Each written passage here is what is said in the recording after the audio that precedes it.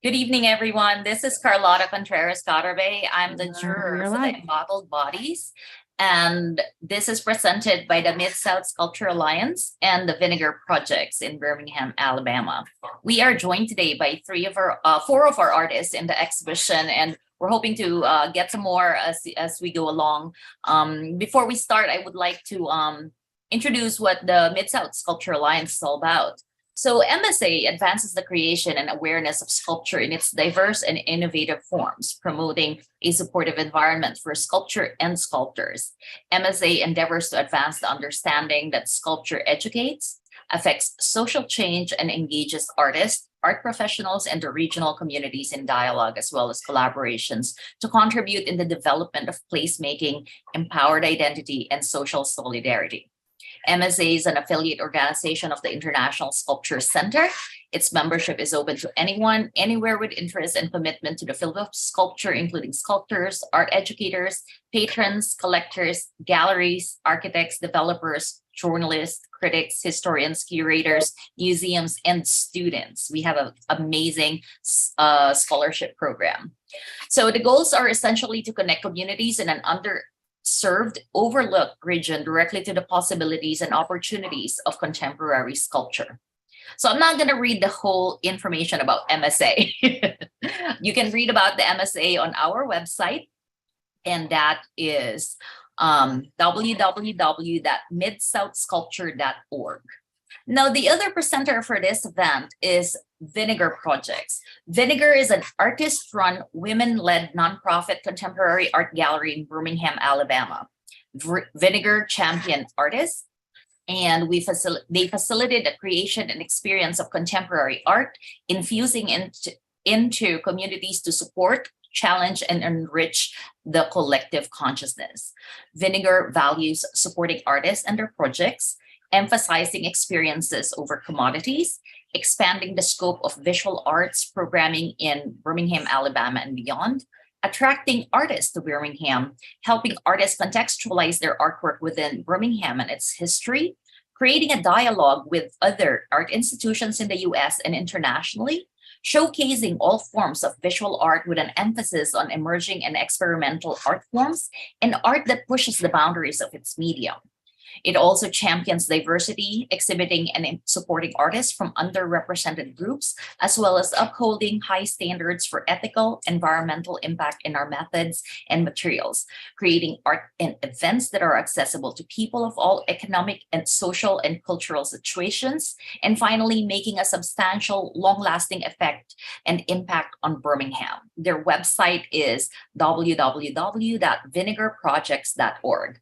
I would like to first thank all of the artists in the exhibition and also all the other artists who have submitted to this national jury exhibition. We are featuring 10 artists at the Embattled Bodies, Trauma, Displacement, and Dissent. And that is Francis Akosah, Tameca Cole, Brooke, Valerie Gilbert, April Knauber, McKelvey, Coralina, Rodriguez Meyer, Nikii Richey, Suzanna Scott, Jess Self, and Sarit Somasa. I also want to thank a very special person who has organized this exhibition behind the scene, and that is Stacy Holloway, our secretary and board director of the Mid-South Sculpture Alliance, and also the chair of the Indoor Exhibition Committee, and McKelvey, also an artist in the show, and also our managing staff at the MSA, and Cassidy Fry, who is facilitating this online event. We also want to thank Melissa Yes and Ann Tronson, co-directors at Vinegar Projects, as well as Kate Fowle and John Fields at the Abrams Engel Institute for the Visual Arts at the for helping us with some of the artists in the exhibition. And I'm sure I have missed a few people who have helped install and organize all of this work. And so I apologize for that. But what we will do today is we will be sharing a special moment with some of the artists wherein they will be talking a little bit about their work, and not just in the show, but their art practice. We will give them like around 5 minutes to 7 minutes each to show some images and talk about their work. And I will introduce them before they speak. And then after everyone has spoken, we will be opening the floor for the question and answer. So as always, we like to do a alphabetical arrangement on speakers. But first, I want to read a few a few sentences about the show.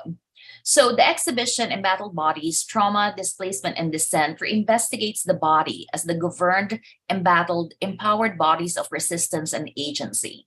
From Black Lives Matter to the aggressive assault on the Roe versus Wade decision or the rights for trans youth to receive care, women, LGBTQ, and BIPOC bodies are in constant struggle for autonomy, equality, and self-representation. Through this exhibition, MSA, or Mid-South Sculpture Alliance, and Vinegar Projects employ the agency of art as a platform for visibility and discourse. The works by selected artists redefine, reform, and recontextualize the body and its politics that explore diversity in media, perspective, and innovation in a form that prompts critical dialogue, yet are inclusive, empowering, and serve as embodiment of contemporary issues. The exhibit features three-dimensional work and installation works that portray the human figures as forms of resistance, vessels of memory, experience, and history. Body as form of resistance includes dissent, struggle, and pain. It is persistent and unbound. Body as memory, as physical manifestations of recollection, reflection, and remembering. Body as experience, as a resolution of the will and manifestations of the imagination, elaboration of life lived. Body as history, as anatomical documents, evidence of the past, and surfaces of record for battlegrounds of battles won and lost. So the embattled body strives for self-representation and visibility, including work resulting from reflective discourse, self-gaze, and critical commentary that moves past the simplistic, voyeuristic tradition of the female nude. It celebrates the body in all its complex forms, clothed, stripped, naked, battered, pampered, and all its variances. The body is portrayed for its overflowing potential as vessels of time, markers of place, and repository of memory. So lastly, there are subgroupings in the selected works, those that address policies that polices the women's, LGBTQ, and bodies of color, body in relation to home as place of refuge, trauma, and well-being, the displaced and hybrid bodies, and the incarcerated or figures of redemption. These are some of the defining threads that connect the visual narratives in the exhibition. We have designed a catalog for this exhibition, and if you are interested, please send us a message, or we will send you a PDF through the Vinegars and MSA, and you can request for a PDF version. Now, we will talk about each of our artists now, and our first artist who is joining us today will be Brooke Day. So Brooke Day is an interdisciplinary artist using a diverse array of materials and modalities to create enchanted replication, installations, and experimental sculptures. Day's work spans from the investigation of identity to the non-consensual, blind-eyed realities of toxic social norms, to the ever-developing oppressions of capitalist America. As a queer, female-representing person, Day seeks to shed light on alternative perspectives, advocating for personal autonomy and social evolution. Originally from East Tennessee, Day earned a Bachelor of Fine Arts from the East Tennessee State University in 2017 and completed a Master of Fine Arts at Clemson University in 2021. During both years, Day received honorable mentions from the International Sculpture Center's Outstanding Student Achievement Award in Contemporary Sculpture. Day has displayed work at galleries like the Reese Museum, Lee Gallery, and Slocum Galleries. They recently curated the 2022 exhibition America Unraveling at the Tipton Gallery in Johnson City, Tennessee, and currently has worked in the juried exhibition Growing Up Queer in the South at the Greenville Museum of Art in Greenville, North Carolina. Everyone, Brooke Day. Hi, thank you, Karlota. I appreciate it. So I didn't really realize we were supposed to create PowerPoint to share our works, but if anybody wants to, like, if Cassidy, if you want to show some images from the PDF, that would be great. I can show your pictures while you're talking if you want. Okay. Also, would you like me to keep it to 5 minutes, or since there's a couple people missing, do you want me to talk longer? You can speak a little bit longer. 8 minutes is fine. Okay, sounds good. Okay, so if we can start actually with the self-portrait in shoes, that would be great. And I can kind of like talk about the kind of narrative structure of how my body of work has come to be in the context of this exhibition. So it's not showing yet, but in a moment you're going to see a sculpture that is a self-portrait of myself through the shoes that I had been wearing for the past like 2 years, some of them longer, some of them a little bit shorter, some of them are 4 years old. One of them is only like 1.5 years old. Here we go. So this piece is actually a continuation of a piece that I made during the pandemic, when I was displaced not only from my home, but also from my studio. So I didn't really have a place where I could actually make art, and I had to start thinking about how to make art without any space. And in the context of this show and in my work in general, I'm really thinking about space and how your environment is very much a reflection of your own identity and vice versa. And I'm also thinking about the body as a space, the body as a vessel for human consciousness, right? So in that way, this kind of imprint and self-portraiture in the shoes, like the steps I've taken, the kind of persona that I have, like my boots that are covered in plaster because I work in the sculpture studio, and my sandals that are worn down and absolutely falling apart because I've spent a lot of time, at the lake or, outside hiking, things like that. Or, my very nice velvet shoes that have clearly been worn maybe once because I'm working. I'm not going to fancy things or occasions where I feel like I want to dress up. Like instead, it's kind of the body as a utilitarian object.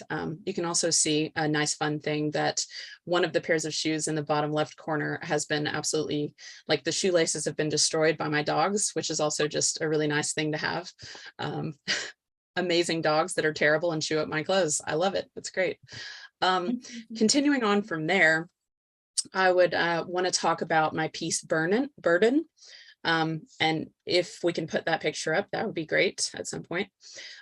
So Burden is when I started continuing this thought of what does it mean to actually, Karlota, you're unmuted. Oh, I apologize. That's okay. That's fine. So in the piece Burden, and this is not the piece Burden, but it is a soft sculpture. And the soft sculpture, the velvet and this alluring kind of silky texture is really meant to kind of elevate the look of this piece. But at the same time, it is actually costume fabric and not really velvet. So there's kind of this facade of the body of what we're putting outwardly versus what is really true. And when you look closely to it, you can see that there is a face, which is a cast of my own face, embedded in this fabric. And like I said, it is a soft sculpture. So it's the weight of it is mostly the face, but also the stuffing of it with this polyfill as well. So it really is having to do with this kind of feeling of weight of just existing, but also making yourself smaller and take up less space. And that kind of idea between that and what it means to actually take up more space. This usually would go hand in hand with pieces that actually like take up large amounts of space. But this one is much more about feeling that sense of being a burden for simply existing. And that's a really heavy weight that's happening. So when you have this kind of soft sculpture that you know is light and airy hanging off of this giant nail and like being pulled down, and the weight of the fabric is something that I was really interested in at the time that I was making this. And then continuing on to my current body of work, which is called the Mavok Project. And if you want to go onto the vessel, the picture of the jar, there's a couple of these in the exhibition. I think there's 3 in the exhibition, and they are sculptures that are, first I should say, a Mavok is a morphic vessel of human consciousness. I'm working within fictive arts in this body. So there's a complete narrative that goes along with this story. That is very fictional, as well as a narrative that goes along with it that is based very much in reality. The ways in which this creature becomes this kind of living organism that feels very corporeal and is at the same time very much like an allegory for our own bodies and the thoughts within those bodies. And a little bit about that. These are materiality speaking. I'm really interested in materiality. These are made out of SCOBY. And if you don't know what that is a symbiotic culture of bacteria and yeast, which is the sort of mushroom-like creature that eats up sugar and tea and excretes kombucha. So if you're a fan of kombucha, this is that guy. So I like to take these sheets of SCOBY that I actually grow and cultivate in my studio, and I like to start drawing them out on found objects. And I really feel like these found objects that I'm getting from thrift stores and things like that have not only a history based on what the item actually is, the symbolism of say a bunt pan and what that really means, but also the history of the people who owned it before me. So I feel like in that way, when I'm drawing these scobies on top of these found objects, I'm kind of imbuing them with that sort of history. And after they're mostly dry, they become this consistency that is sort of like a pre-moistened fruit roll-up. I know, it's appealing. And what I do is take and twist and manipulate and fold them until they feel correct. And then I stitch them together with human hair, sometimes thread. And then I like to add like silicone caulk and sometimes resin to both help make it more archival, but also add to this abject nature of the grotesqueness of a living form, of the realities of existing. And then I hand punch human hair into it to again kind of imbue this human quality into the piece.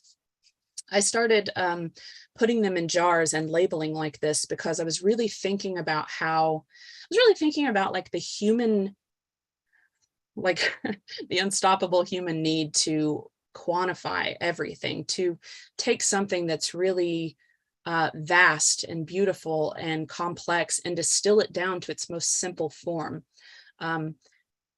Because even if we can't really understand a thing, at least we can put a name to it. And I think it's this kind of illusion that we have as humans, that we have some sort of control over the anomalous nature that is like human existence. So I guess that's all I have to say, unless you have questions. Oh, actually, I should say, I recently did a talk on the actual narrative, the fictive narrative of the Mavok pieces. So if you're interested, that will be up on my website and on the Civilization of Loros symposium website within the next month. You can also follow me on Instagram to find links there. It's just my name. So my website is brookeday.art and my Instagram is brookewday. And thank you so much, Karlota, for including me in this exhibition. I'm honored to be exhibiting with all of these other amazing sculptors. And also thank you, Cassidy and Stacy and Melissa and Vinegar for putting everything together, because it's just been, you all have been amazing. And I'm also just really happy to be a new member of MSA. So thank you guys. Thank you, Brooke. I appreciate your talk. And hi, Melissa, welcome. I apologize, there's a few confusion on the time. So Melissa is our co-director at Vinegar Project. So Melissa, if you have some pictures for the exhibit later on, I don't know if you have a few pictures that you can share later. But we'll give you time. We'll probably let the yeah. So first of all, apologies for being here a little late. And I'm unable to do my camera because of where I am right now. But yes, I did email some pictures to someone earlier today. Unfortunately, because because I had my time wrong, I'm not at my computer. So let's see, who did I send it to? Let me pull up my email history from this morning. If somebody has it, forward it to me. That would be great, and I can pull it up and I will do that. Share. You sent it to me, Melissa. I have it, but if you could forward it, that would be great. I haven't had time to edit anything. So is that Cassidy or Stacy? It's Cassidy. Sorry. Oh, Cassidy. If you can forward it to me, I can probably show it too. Our next speaker is Valerie Gilbert. She is she inherited an antique doll from her mother just before her death from ovarian cancer and became infatuated with vintage dolls. Her androgynous forms haunted her. They echoed her mother's lumpy, misshapen body and became synonymous with the deterioration of the human form. Her figures represent encounters with the ravages of time that crystallize the core of identity and character. They express the journey through life and its inevitable confrontation with its body and soul, becoming an allegory for loss, longing, and loneliness. They are effigies serving as reminders that we are all survivors. Please join us in welcoming Valerie Gilbert. Hello. Yeah, I'm Valerie. I'm very pleased to be included in this show. I did not have anything ready today to talk. I hadn't organized my thoughts, but yeah, my mother died of ovarian cancer, and I received a little Bilo baby from her. And at the time, I was kind of seeing them as one reflecting the other. And what impressed me was that my mother's face and eyes and hands were very lively, where her body was useless and had no purpose anymore. And when I started investigating dolls, I was looking at mainly older dolls, I was interested in the dolls without their clothes. And it's almost like the bodies were afterthoughts, and that the faces and the hands were the expressive part of the person or the entity of the doll, which I thought reflected my mother's situation on her deathbed.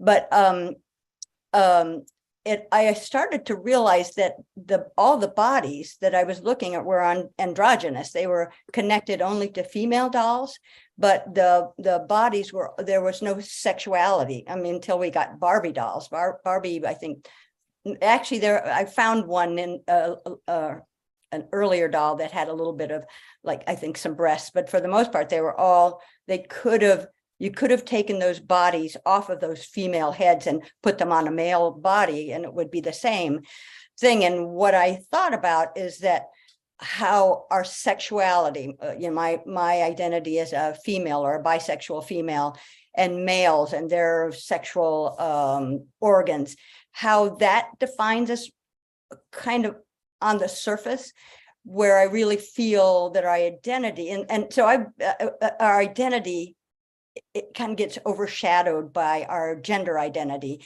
And I feel that how I can express myself better as a human being without feeling that I'm locked into a gender identity.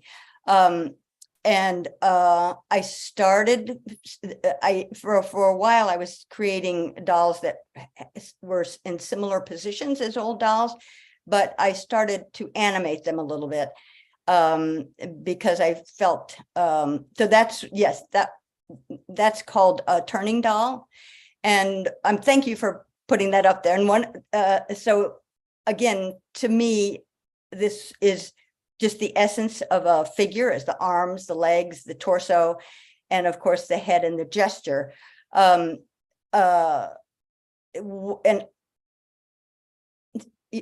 I'm probably a lot older than most of you here, and I feel like the experiences that I've had as I've aged are reflected in my body. You know, the abilities that I still have or don't have, and I feel like that I'm trying to also express that in the figures that I make. One of the things, I was in the sculpture department at Georgia State. That's where I went to do my graduate work, and I was really very turned off by the male energy in the studio. There was a lot of noise and grinding and banging and heat, and I started wrapping things, and it was not too long after my mother's death, and I realized that I was wrapping, and I psychologically I think I was trying to heal her still, and that became incorporated in my work, and I continue to wrap things. So another aspect of my work is that I use almost entirely recycled material. So I scrounge it from weaving studios or from fabric stores, things I find off the ground, and newspaper, styrofoam, you know, just things I have in my studio. I had, you know, string, wire, nails, and again, most of it is scrounged. And to me, what I'm trying to get away from the idea that sculpture in particular has to be muscly or masculine or and go through a long process.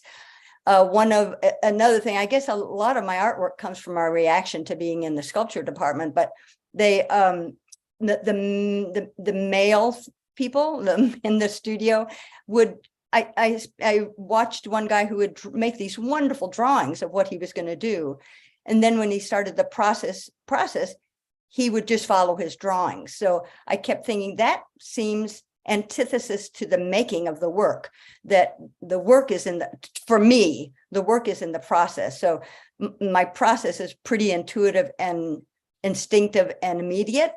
And I use a heat gun to kind of melt the wax, add it. I've just started, these are not painted at all. You'll notice that they're nylon stockings that were given to me by an old neighbor who had she discovered that I was using those in my artwork, and she gave me a whole box of old stockings. And then the stuffing I use, a lot of the stuffing I use is actually dryer lint, and different, I save different things like that, and I've got just a ton of dryer lint. Is stuffing from inside pillows, I'll hang on to and use. So this is actually this body of work is actually a somewhat new evolution for me, because I had been working in clay for a long time and had taken sculpture classes, no official kind of study. I didn't have a schooling, a traditional schooling in sculpture, but I would take different classes in different art schools or colleges or junior colleges. And what I was doing for a long time is clay, and I did clay figure work. But as I've aged, it became more difficult for me to deal with clay loading and unloading my kiln. So I started going back to what I had initially done when my mother died, was starting to wrap things. And I like this. I feel this is very tactile for me and very immediate and very satisfying. And I think that's about it.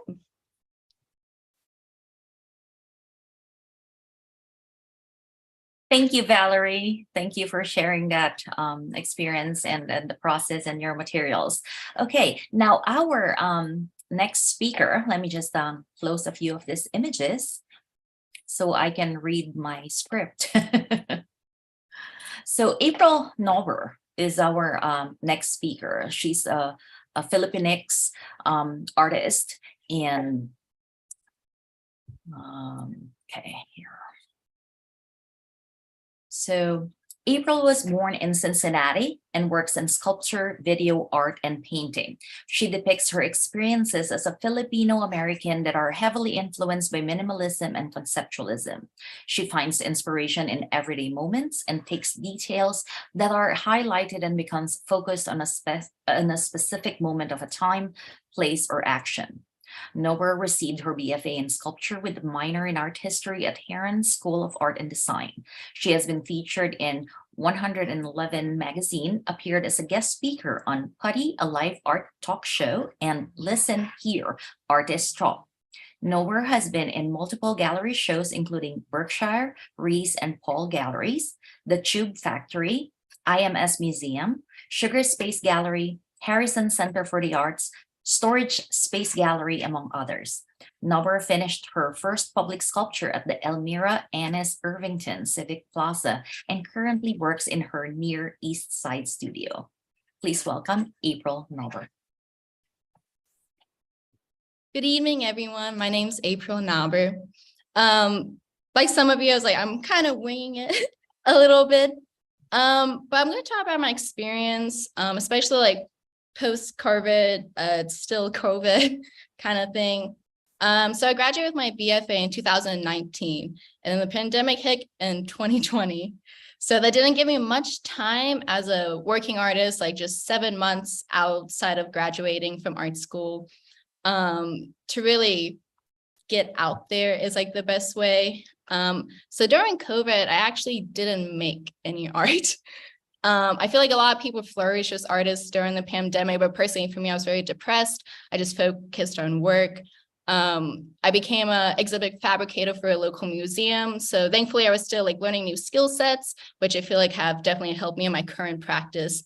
So since June of this year, 2022, is when I really started to get back into like art making and going back to like my concepts, what I originally had.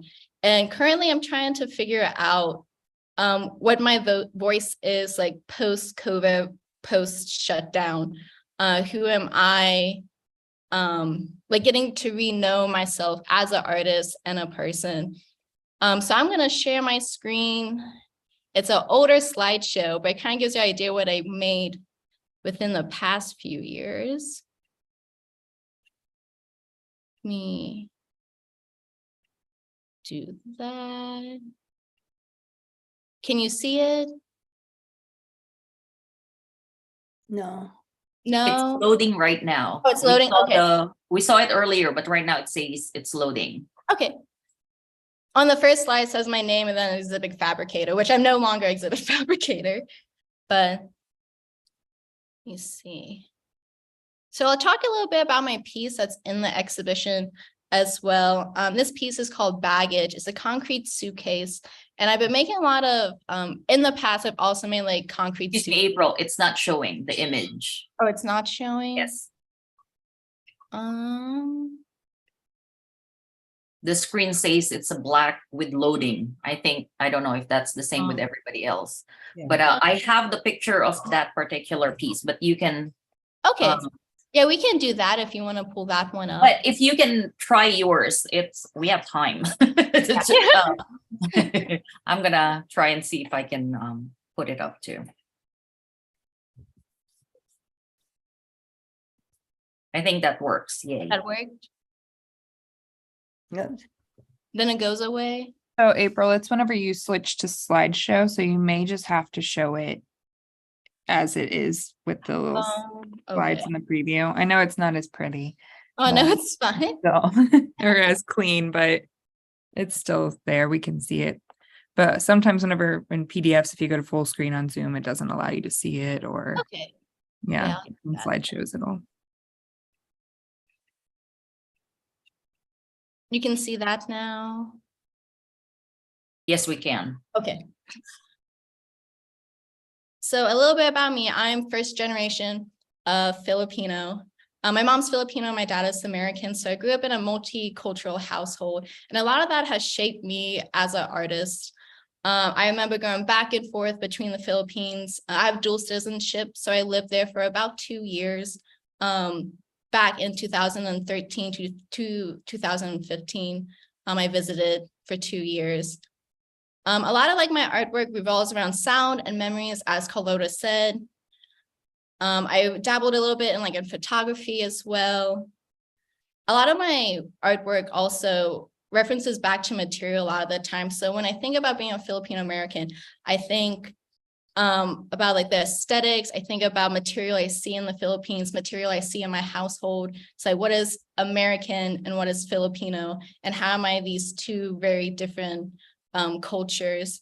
So a lot of the time I'll use from like burlap, concrete. I'll also use from found material, found objects as well, and banana leaves. I use a lot of organic material in my pieces as well, mostly found objects. So you can see that in my suitcase pieces. I make a concrete cast of my suitcases, and then I take like the hardware from suitcases also. It's an image of the suitcase in detail. So my baggage series, and especially like the one I have in this show, it references back to like the essentially the baggage of people carry, or like the stories people carry with them. A lot of my sculptures, not this one, were way up to like 200 pounds. So just transporting them is very heavy. The one in this show, it did have a foam insert with chicken wire. So it was lighter, but still very, very heavy. And thank you to Stacy for transporting it for me. And thank you, and also very sorry at the same time.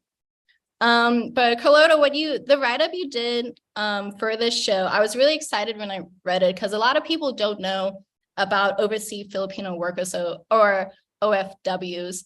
So in the Philippines, we like to say a lot of times our biggest export is our people. So a lot of like our citizens, we leave the country, and then we find work in an outside country. A lot of the time you send money back home to the Philippines. And my baggage series like references that. It's like baggage can think about like the baggage that you carry as a person. Baggage like suitcases is also a way of immigration. It's like migration, it's like leaving, and something very heavy as well. You don't think about like the emotional toll or the physical toll that it takes as being like an OFW overseas, especially during the COVID era, having to send money back home. And it's one of the biggest economic like resources in the Philippines. Like my family personally, like we still send money back home to the Philippines in order to supply my younger cousins with education, making sure like our family as a whole can like come up so we can like be better, like future generational wealth, essentially. So this piece is called Between Two Worlds. And again, it kind of goes back to like my Filipino American identity. And when I was exploring how to balance that out, at least in Indianapolis, I'm one of very few Asian American artists in the city. So I feel like a lot of the time making space for myself has been more difficult, or finding a way to translate of what I'm trying to say to my audience. And this piece was actually also repurposed from my first sculpture that I showed you. I made this like during art school. Like I said, the slideshow is a little bit older, but this is like the PowerPoint I have for now. And this is a detailed version. This is actually 2 pieces of wood, and I burned the wood, so it's a layer of soot on top. And I carved out the soot I made a jig with a metal rod to carve out each one.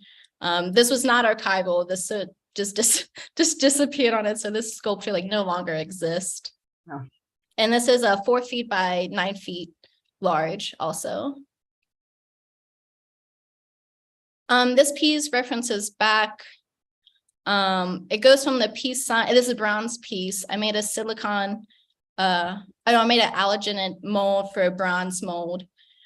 So it goes from the peace sign down to the power sign. And this was during the Duterte regime in the Philippines. But it was like, peace isn't working. It's like, what can we do like as the people? It's like, in order for our country to come back up. This piece was, I think, one of the last pieces I made in 2019, so right before the pandemic. This was a 2-year project. I was interviewing other immigrants and children of immigrants, and I'm burning them into rice paper and fabric. This was an installation at Big Car through tube factory here in Indianapolis, but this took up the whole space of I would say it was about a 24 by 24 room. But I would take those recordings and I would translate them into Morse code, and I would have the stories play on top of the artwork. I used to explore a lot with installation artwork, and I hope that's something I want to reference or explore more in my current practice as I'm getting back into art making. And then this was the public sculpture I did in 2018. It was a 80-foot mosaic that I did in the plaza of a library.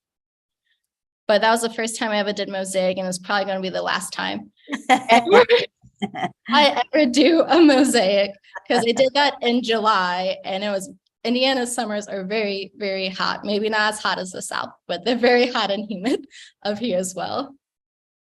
But I'll stop sharing for now.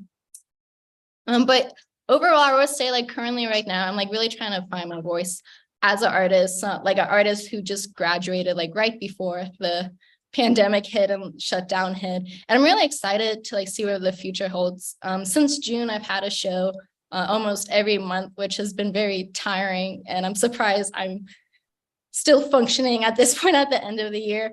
But I recently received a fellowship called the Creative Renewal Grant here in Indianapolis, which is through the Arts Council, which I'm really grateful for. The grant allows me to travel and let me find inspiration again. And then in 2024 in June, I'll have an exhibition through a local gallery called 924 Gallery, where me and 40 other local artists who received this grant will show like our findings and what we found and how we found inspiration through it, which I'm really grateful for. I talked a little bit before this started. I'm going back home to the Philippines next Wednesday for 3.5 weeks. This was before the grant, but the first week I'm going to be setting up with my uncles and other local woodworkers in the Philippines how to learn traditional woodworking and weave practices. And I plan on going back to the Philippines next year for 1 to 3 months to learn traditional woodworking, specifically a woodwork piece called a Capes window, which I'm really excited about because I've tried and made it and I just can't get any of the joinery right, and YouTube's not working. So I'm like, I think I need someone to physically show me how to make this piece. But that's all I have for now. If anyone has like any questions. Oh, and thank you so much for having me in Vinegar and MSS and everyone. And Karlota, I want to say a special thank you to you, because you're actually like the first Filipino to write about my artwork, which I was very excited about. And when I read it, I got emotional when I read it too, because I was like, oh, this is the first one someone from my culture got to write about my artwork. And I was very excited about that. Thank you, April. I was excited to review her work as well. And everybody, when I was during the show, I actually went to your websites and read a little bit more about your work. So there were around maybe more than 30 entries in the exhibition. And we so we had that online submission, we have the images, the artist statements, and the bio, but I wanted to learn more about the artist in the show. So each of the work really was special. And one of the artists who will be talking later, Jess Self, one of her work that I accepted was actually submitted for a different MSA exhibition. It was submitted for a call, but she submitted to both Embattled and the MSA Select, and I accepted 2 works from her because I really thought one of the works from the MSA Select really resonated with the Embattled Bodies, and we used that for the cover for the catalog as well. And before I ask we have 2 more speakers, but before I give them the floor, I wanted to recognize the presence of Miss Stacy Holloway. Professor Holloway, thank you so much for all your hard work in this exhibition. The exhibit would not have been possible without Stacy. She hauled artworks from Indiana and installed the exhibition with Melissa for this show. So she is amazing. And that is on top of her own solo exhibit happening and just after the MSA Confab. So you're amazing, Stacy. Thank you for making this show possible. Yes. So we have 2 more speakers, Bags McKelvey and Jess Self. But before we give them to you, we have 10 artists in the show. And since some people had some confusion on the time, I was thinking maybe we can read a little bit about the other artists who are not here yet in between them talking, so that maybe by the time, some people have joined us, Bags and Jess will be talking. If that's okay, I will just read 2 artists for now who I know will not be here today, and then we'll let Bags speak, and then we'll read 2 more of the artists that we know that are not coming, and then we'll let Jess speak, and then we will open the question and answer. Okay, so the first artist that I will be speaking about who cannot join us today is Francis Akosah Akwaboah. Francis is actually one of our recent MSA scholars.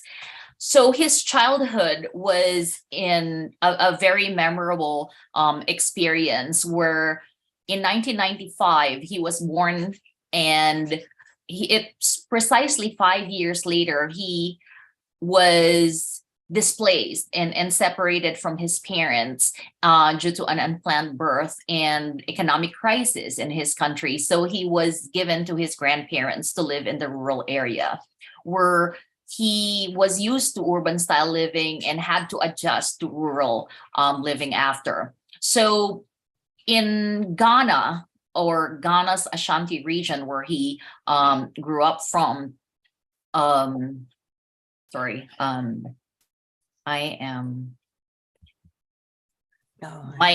script is not showing because I'm looking at the screen sharing. I'm sorry. I have to continue reading the my screen. Let me just figure this out, how I can do this. Sorry, Karlota. You should just be able to click off onto your screen and it'll go out. No, I appreciate it. No, I was just exiting the full screen. I just had to, but thank you for pulling out that picture. So Francis Akosah Akwaboah is an experienced art instructor with 2 years experience teaching sculpture. He has the ability to create detailed and comprehensive lesson plans and is dedicated to the individual student's growth. He is a current MFA candidate at the University of Tennessee in Knoxville. Akwaboah was born in Ghana and received his Bachelor of Art in Metal and Letter Integration at Kwame Nkrumah University of Science and Technology in Kumasi, Ghana in 2018. He completed a Master of Art in Studio Art at Eastern Illinois University in Charleston, Illinois in 2021. He has recently completed a graduate assistantship at the Judna Fine Arts Center. Francis has good interpersonal skills and has the ability to prioritize tasks. He is able to manage inventory, projects, and teams, and is highly effective communication and managing relationships. So that bio was from his UTK page. So it has a little bit more about his academic practice. The next one is Tameca Cole, and I will, yes, thank you, Cassidy, for having the image. So Tameca Cole is 49 years old and a lifelong resident of Birmingham, Alabama. Currently, she is serving a life on parole after serving approximately 26 years in Alabama Department of Corrections. She went into the prison system at a very young age, but always with a hopeful attitude and a better future awaited. Most of the time she spent going to trade school to upgrade her job skills and reading. She signed up for creative writing class sponsored by Auburn University, and that's when she found her purpose in life. Once she reconnected with her creative side, she was able to use art as agency and writing that allowed her to address her personal demons in a way that doesn't hurt others. It gave her an outlet to express the cruelty of incarceration, injustice, and experience with racism that has affected her. It gives the power to show other human beings how degrading it feels to be Black in America and still live under systemic racism. She considers her art to be an educator, a weapon, and a thought-provoking conversation about change. So she said that she would be grateful for any support that allows her to continue to elevate as an artist as well as a civil rights soldier.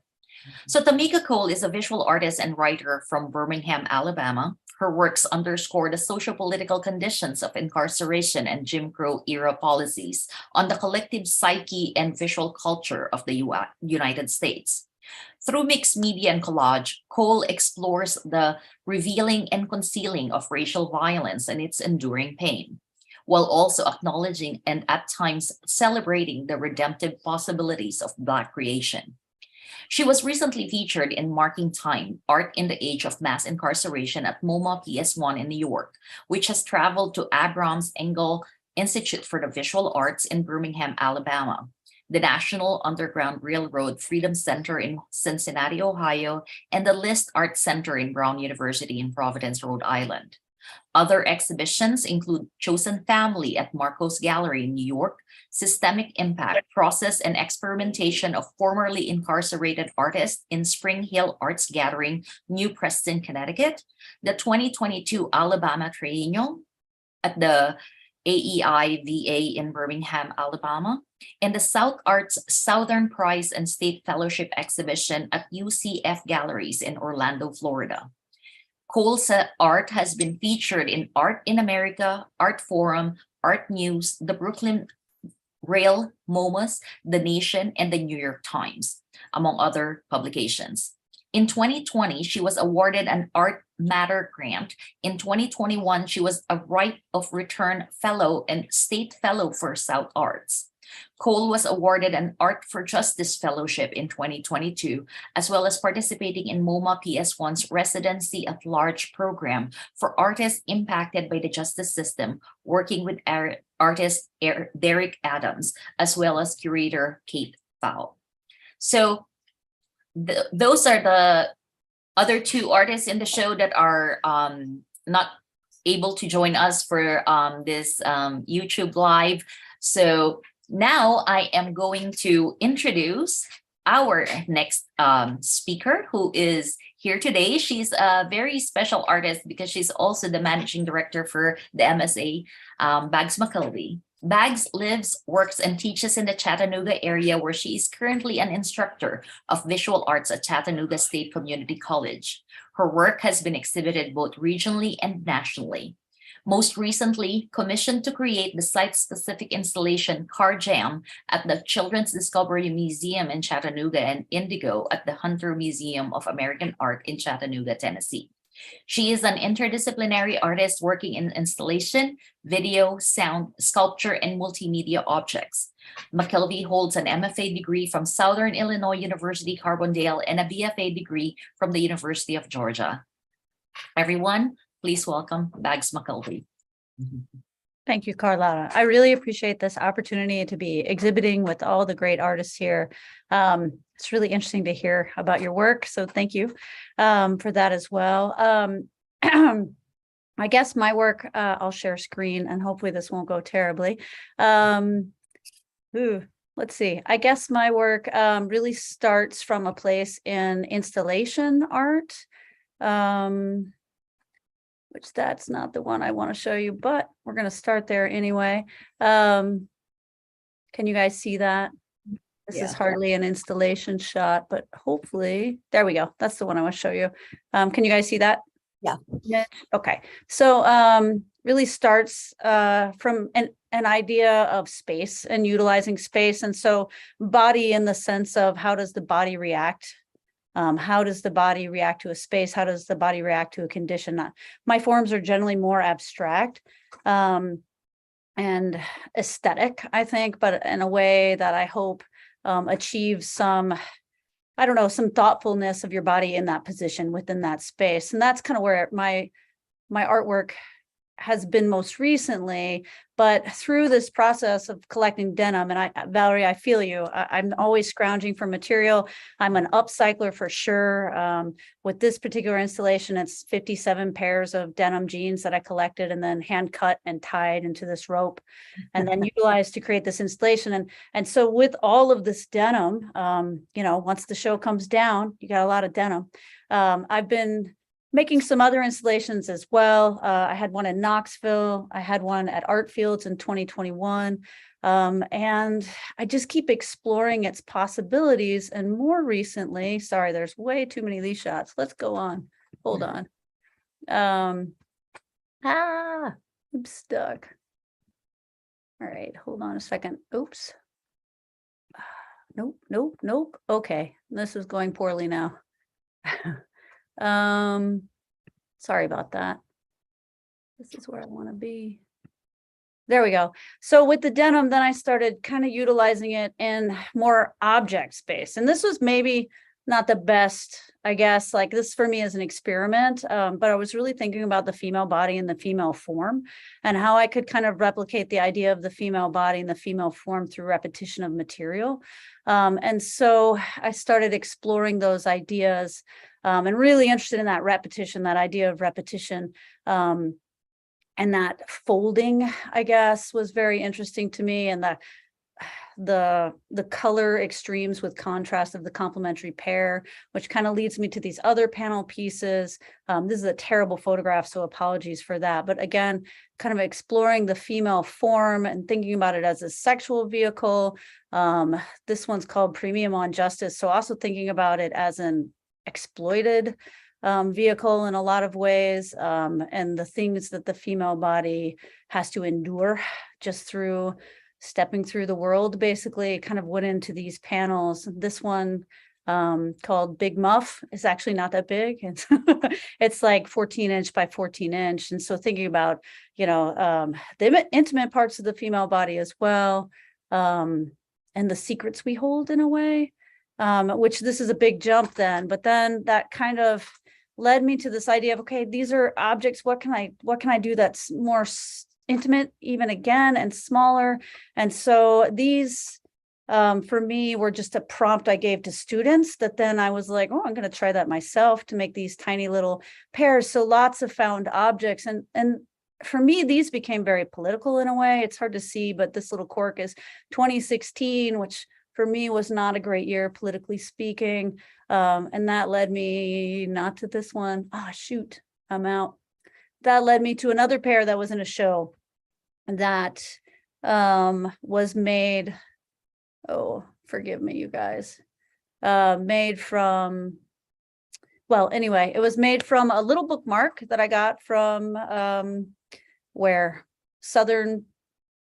sorry. Anyway, I'm nervous now. But anyway, I made from a little bookmark that had the history of abortion rights. And that was in the Select show. And so that one I made previous to the leak of, what the Supreme Court was thinking with Roe. And then while I was on vacation this summer, the Roe documents were leaked, right? And so I was in the UK and I had this very kind of visceral reaction to that because I was in the UK.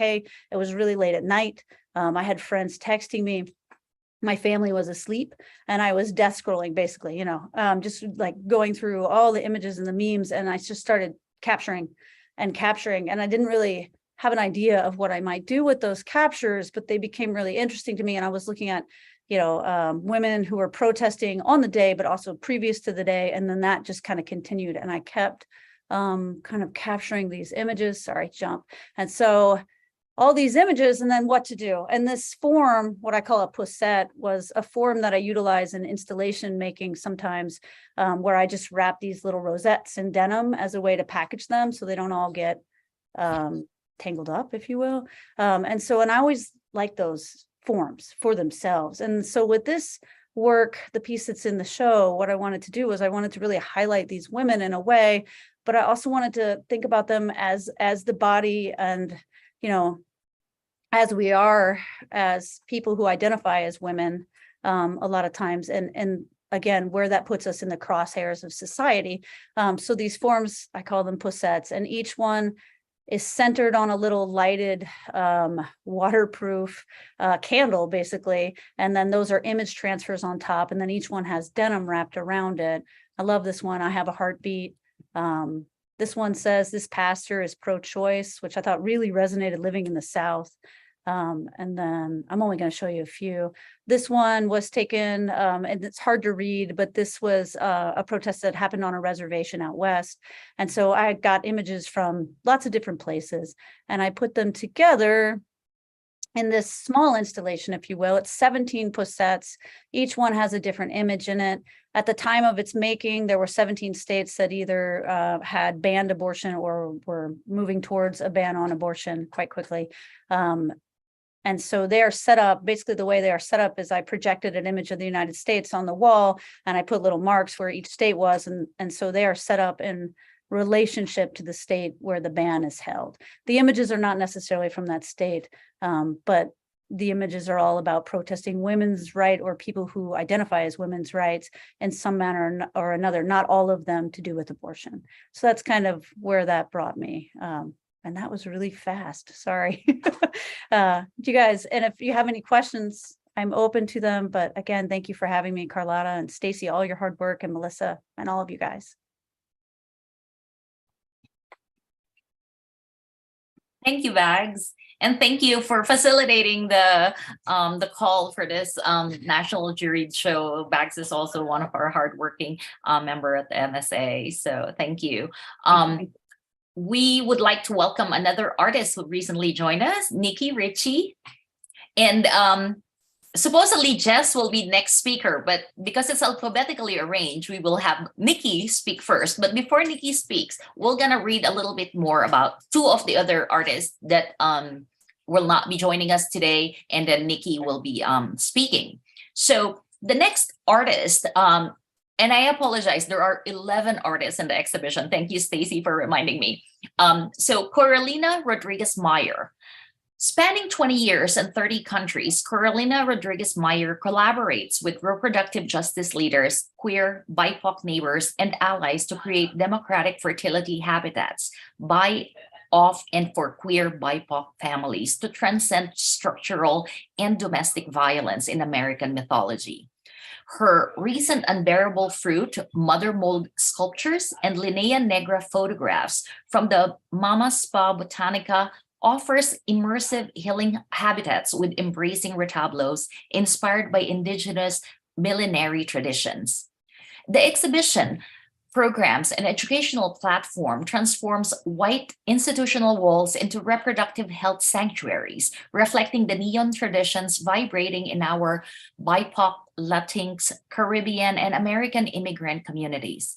Intimate ephemera, environmental waste, and domestic construction materials are cast into procreative effigy figures, hand gestures, and faces by participants of the Mama Spa Botanica in a series of agency-building workshops. The collaboratively created works are a monument to the survivors of the maternal health crisis in America, where pregnant BIPOC are dying at 6 to 10 times the rate of white women in Miami hospitals due to increasing crises, including medical violence, tropical gentrification, and food insecurity. The spatial portraits celebrate the vernacular domestic interiors where doulas deliver life-saving reproductive health care, matriarchal interdependence, and solidarity across diasporic communities. The families transfer generational knowledge and embodied wisdom in the workshops where biological and biographical repair bonds and families transcend environmental stigmas. Mother mold body cast and Linea Negra photographs reimagine the bodies, the landscape, and the movement as a climate refugee using synthetic refuse and syncretic traditions cast into liberation mythologies. By the way, Coralina was here earlier today. Unfortunately, she was driving, so she wasn't able to stay with us. So I will just continue reading about her bio, and then we'll read about Suzanna Scott, and then Nikki will be talking. Born in a car in an Everglades swamp, raised queer between Homestead, Florida, and the Caribbean, Coralina Rodriguez Meyer is an indigenous Latinx Muisca Quipun Kamayok. I probably butchered that. Quipu Kamayok artist based in Miami and Brooklyn. She works across disciplines, including community organizing, documentary, sculpture, tech, and urban design. She studied painting at MICA, anthropology at Hopkins, prior to receiving her architecture BFA at Parsons and MFA in combined media at Hunter College. She has worked as an architect and urban designer in NYC for 2 decades while a guest critic at Parsons and Pratt. Her service on environment nonprofit boards, as well as direct action grassroots community organizing, is a framework for collaborating with the reproductive and environmental justice workers who raised her and whose resilience offers navigation for future ancestors. She received awards from ULITE Arts, VSA Arts, Foundation for Contemporary Arts, New York Department of Cultural Affairs, NYAFA, South Arts, Miami-Dade NEA, and Young Arts. Coralina was a resident of Mildred's Lane and the Bronx Museum AIM program. She was a research fellow at Museo Machu Picchu in Peru, weaving urban American iconography into Quipus, Syracuse University, Florence, studying Italian fascist architecture, Artist Institute, New York City, and the Universidad der Kunst in Berlin, examining Nazi utopian urban design with Hito Steyr. New York Times, Village Voice, Hyperallergic, Univision, Guardian, London Review Books, and Jezebel have written about her work at Queens Museum, Bronx Museum, PAM Miami, Smithsonian Museum, Kunsthaus Britannien, Berlin, and CAC New Orleans. She's shown at Air Gallery, Bitforms, and Andrew Edlin. In Chibca, her daughter's Citas name means Ombligo del Mundo, or origin of the world and the beginning of time. Coralina builds skyscrapers, mentors queer BIPOC, and teaches at universities and museums. Coralina's citizenship is performed in matriarchal time to survive species collapse. Now, the next artist that I will read is Suzanna Scott. So Suzanna Scott is an American artist who renders sculptural work from a plethora of materials and objects that examine intersections of existence within the human body. She simultaneously seduces and repulses the viewers using excessive hand stitching, skin-like surfaces, and variations of the color pink. In addressing issues in, of the body, her work draws attention towards many social struggles surrounding equality and bodily autonomy. She often plays a visual sleight of hand, giving the viewer a double take, as seen in Coin Cunts in 2015 to present, where inverted coin purses are stitched up to resemble vulvae. Scott's work has been exhibited across the United States, from Los Angeles to New York, and internationally from Chile to Malta. She lives and works from her home studio in Ruston, Louisiana. She speaks about her work as there has been so much has been said about the body, but she says there is more to say. She says that the body houses us and contains our inner life. Our thoughts and desires are our own until we voice them to others. It is the visible object we project on the world, and it defines us by gender, race, and age. Through her work, she explores forms in and off the body. She is fascinated by the bulbous shapes, layers of sinew and skin, undulating folds, knobby joints, and the constant hum of discharged thought and bodily secretions. It is both sensual and ghastly. It brings pleasure and pain. From birth to death, we are captive to the human form we call the body. She binds, stitches, and layers and sculpts using found objects and a variety of materials, including cloth, paper, thread, resin, and wax. Through a physical process and the repetitive nature of her work, she strives and gives voice to the body. She was born in Pennsylvania in 1974, Suzanna Scott. Now, we still have several artists. So the next speaker is Nikii Richey. Nikii is an artist, curator, instructor, and designer who has called Memphis home for over 25 years. She has been creating things with her hands all of her life and began working with wire about 11 years ago. Through wire sculpture, she transforms thoughts and feelings into three-dimensional objects, which feel like an extension of herself. She often incorporates fabric, rust, and embroidery into her sculptures, and for the past few years, no matter how hard she tries to stop, the work has reflected her relationship with her mother's constant demand for beauty and perfection. Richey has curated several shows in the Memphis area, and her work has been exhibited throughout the Southeast. Everyone, please welcome Nikii Richey. Hi, everyone. I'm sorry I was late. I had to work. Anyway, you'll also have to forgive me because I went to New York and got COVID, and now I'm just not all there yet. I'm still very, very foggy and fluid. And just one slight thing about Suzanna Scott, who you just spoke about. I've had the honor of being in her studio, and it's a really magical place. If you're ever in Ruston, Louisiana, definitely look her up. It's worth it. She's fantastic. So would you like for me to just talk about the two pieces that I have in the show? You can speak about the works in the show or your other works in your practice. We can share some images for you if you want, or you can show your own, you can share your own screen. Okay. Yeah, if you could show the images from the pieces on the show, that would be great. I apologize. I'm really lately, I really like to play with the tension between trauma and beauty. And the way that I do that is through hand arts, and then I kind of destroy it after I spend a lot of time creating it. And part of that destruction is rust.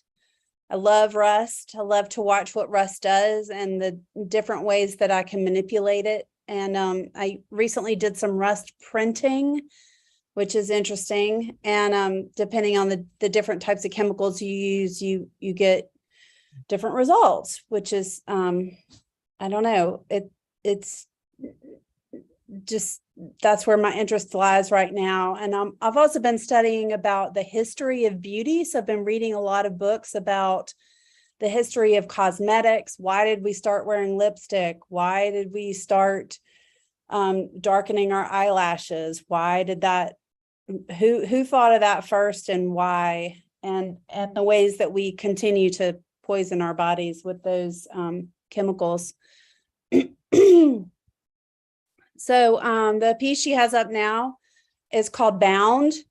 And I obviously the stirrups kind of make it feel like legs. But then when you look at the piece, it's wrapped really, really tightly in wire.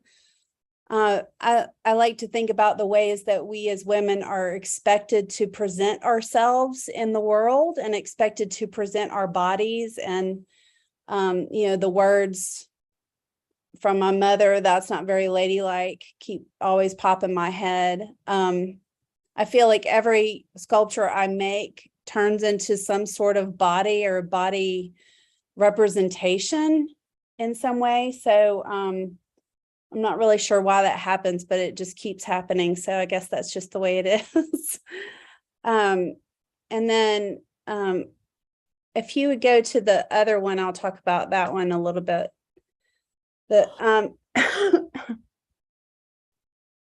I'm so sorry, y'all.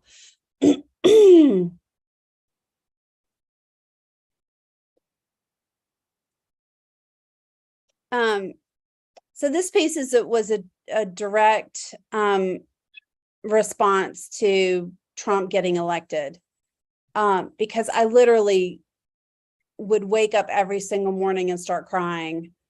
I felt that we had someone running the country who really didn't have a lot of respect for women and women's bodies. So these are individual tiers that I sculpted out of wire, and then I stitched fabric around them, and then some of them were allowed to rust. Some of the darker ones were allowed to rust. Some were allowed to rust in different variations.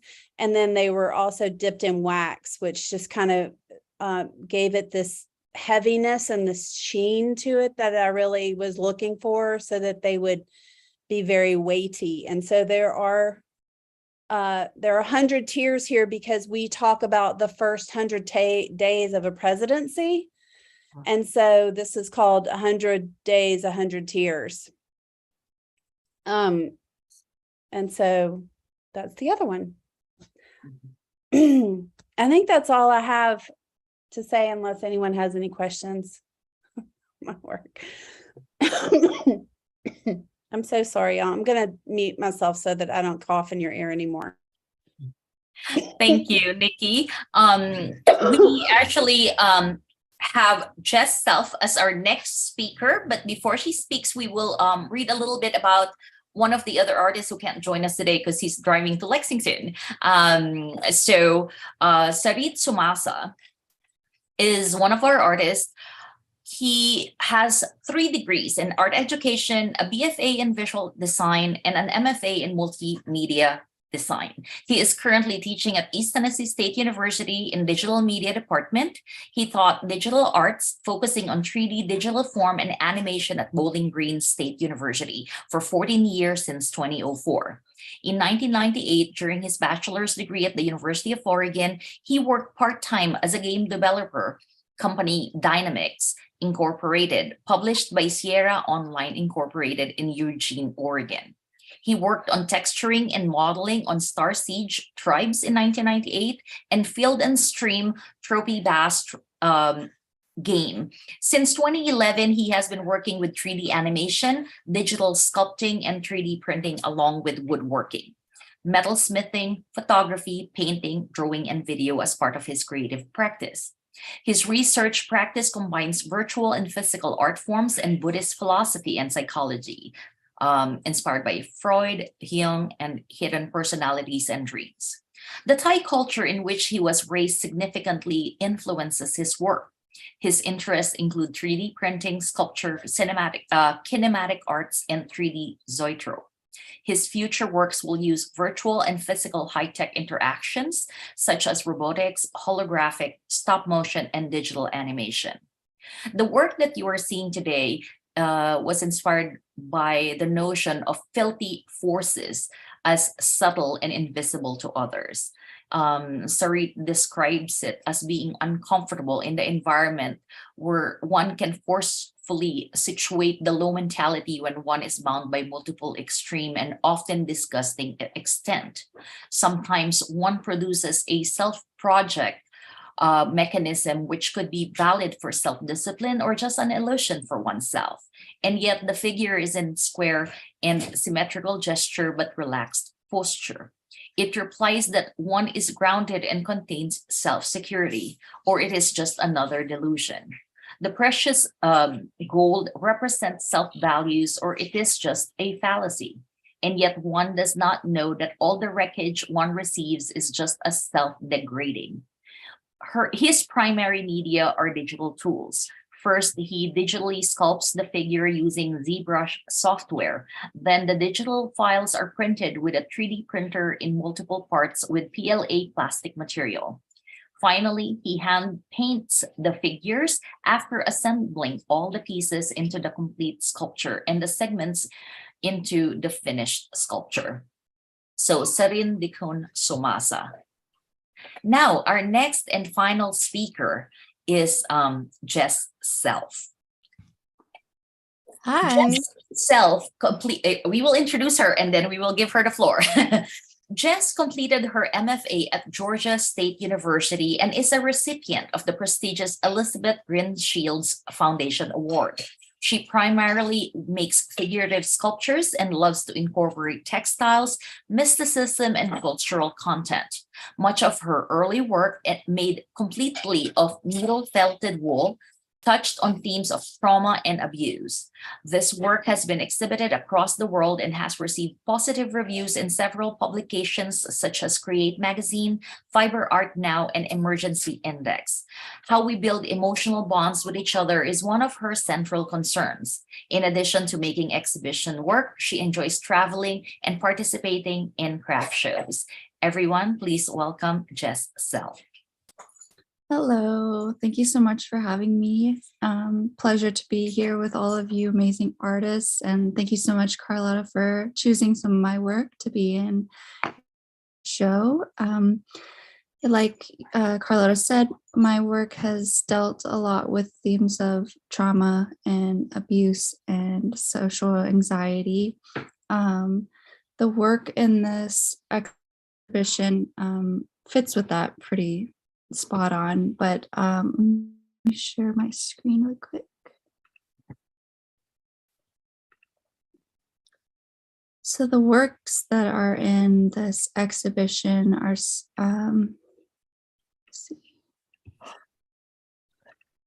are Portal Avenue and Siren. And so before I started graduate school in 2018, my work was mostly focusing on social anxiety. You can see on my website here some pieces that kind of go with that, like this one here where it looks like she's kind of turning into her bed. I've had a lot of social anxiety where I've not been able to get out of bed for days on end. And so when I started graduate school in 2018, I was trying to think of where my work was going from there. And lucky, not lucky, I had a lot of inspiration that first semester of school. Right before I started at Georgia State, I went to visit my father in California. He was very sick, and since he was sick, he needed some of my help helping with my grandmother. And we went to her house, and I actually experienced quite a bit of sexual trauma at that house. And so it was the first time that I had been there in over 20 years. So it was kind of a big deal.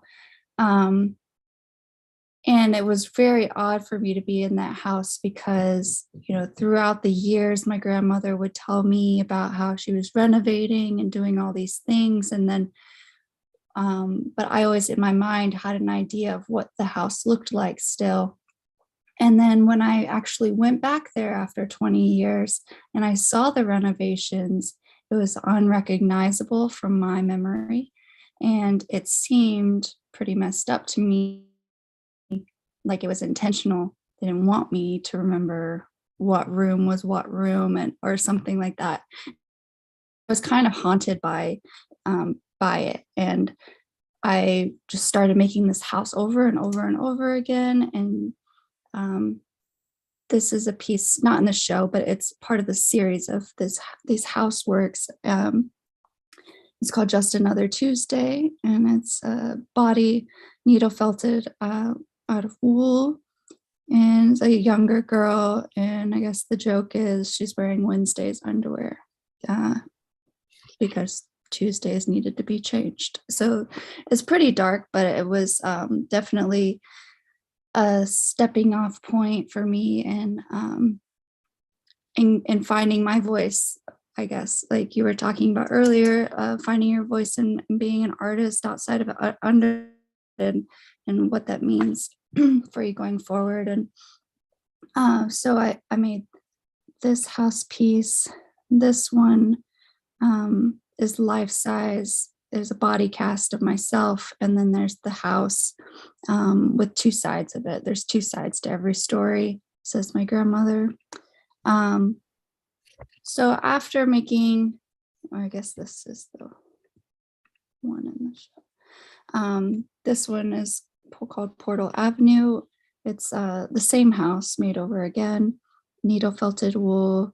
The roof is made out of Tyvek, which is a building material, and then felt sheets that are heat treated textiles. And after making these pieces, in graduate school, they want you to keep pumping out work as fast as you can. So I was trying to challenge myself with what I was making, wanting to still explore these ideas, but trying to, do this really tedious, slow moving work, but in a grad school pace, I guess.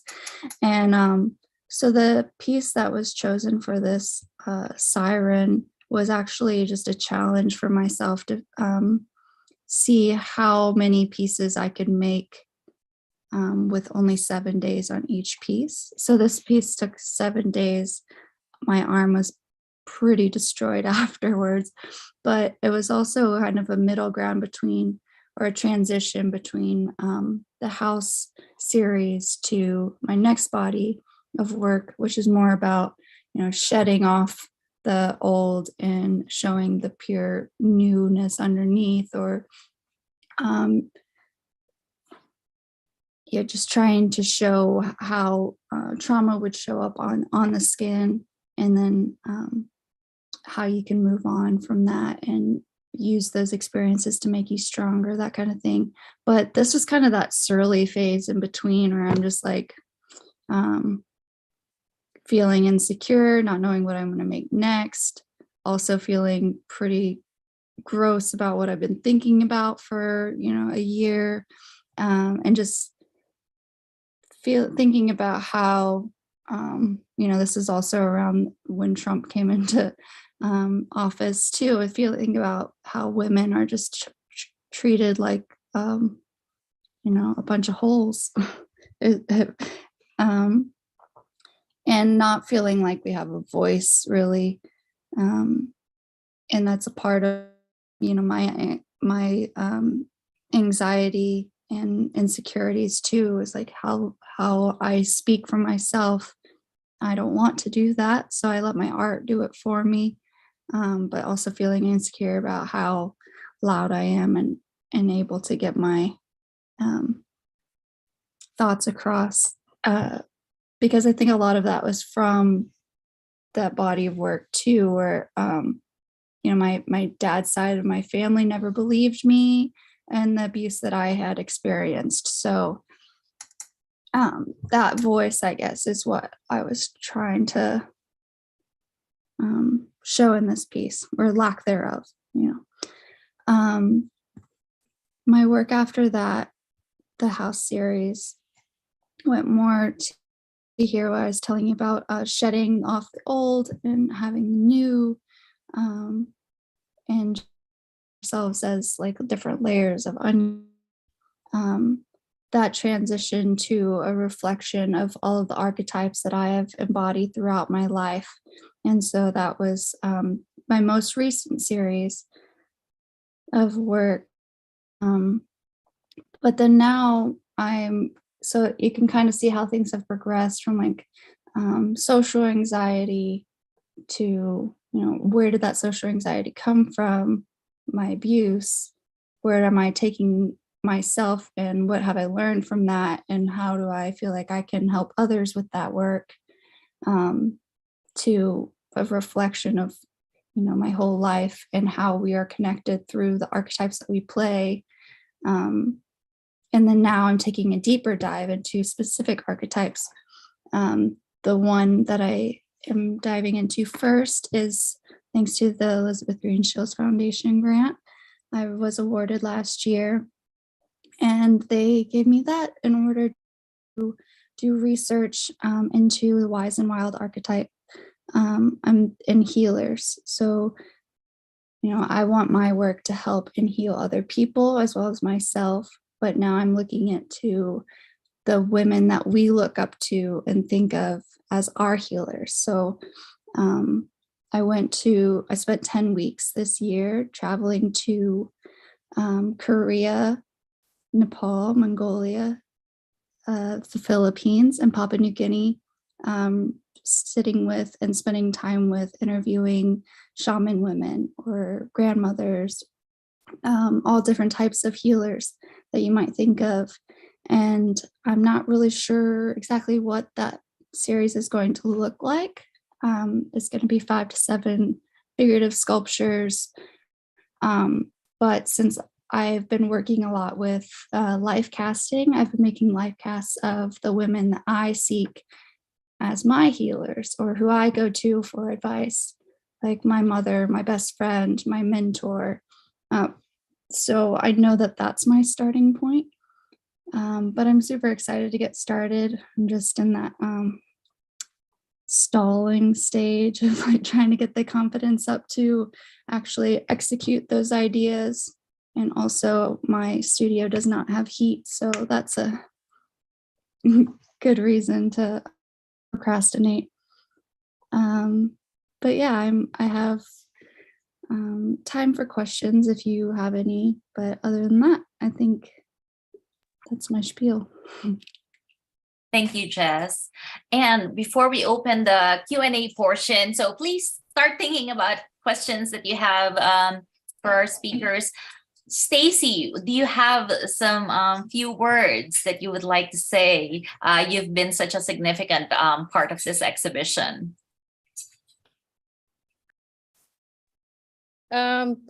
No, I just felt very strongly about some of the political things that were happening, and I don't feel confident that I can successfully talk about those issues. So I did know that one thing I could do was help put together and organize an exhibition with people who are good at talking about these issues. So I think that, you know, Vinegar, of course, I'm on the board for their organization as well. And I think this was their first guest exhibition. And Melissa, Yes, and Anne Tronson were very proud to work with the MSA artists for this show and MSA. So let me see here, the show. And so, yeah, so I just knew what I'm good at. It's not obviously talking. So, but I really, really appreciate all the like amazing thought that went into during the show by you, Karlota, that I don't think I've ever worked with a juror that put this much time and energy into composing a show, down to the fact that you were like, I would like to see this piece next to this piece. And I mean, like you even told us like how you would like, how you envisioned how the exhibition would be curated as well. And so it was a really you know, awesome to work with you. And of course, all these amazing artists are like, you guys just blow me away. I can't believe the show was so much more than what I thought it was going to be. So I'm just super excited about it. So thank you for letting me be involved with this. Thank you, Stacy. And later on, we'll probably put you on the spot again to share, because Melissa was unable to continue joining us to share some of the comments, but we will let the conversation and the questions and comments first, and then later we will have you talk about the comments on the show, the reactions during the reception, because some of us or most of us were not able to come, and then Cassidy will also show some images of the installation shots. So anybody have question for each other? I will start. And this is to everyone. So in the current political climate, how most of you have spoken about this already, but can you speak a little bit more about the potential of art as agency in the politics of the body, and in how this can help not just the artists who are producing the work, but also for the audience and the communities in helping kind of resolve or reinvestigate the politics of the body? Can you talk a little bit more about that in relation to your practice? You can just unmute if you want to answer. I can actually say a little bit about that.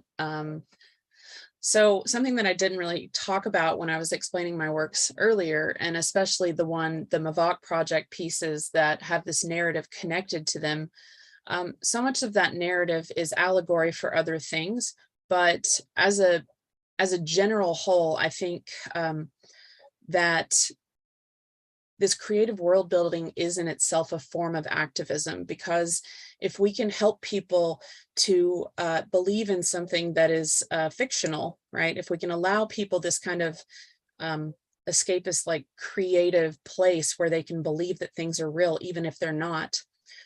So if you can like allow yourself to believe that a unicorn is real, then it's easier to believe that you have the ability to create social change.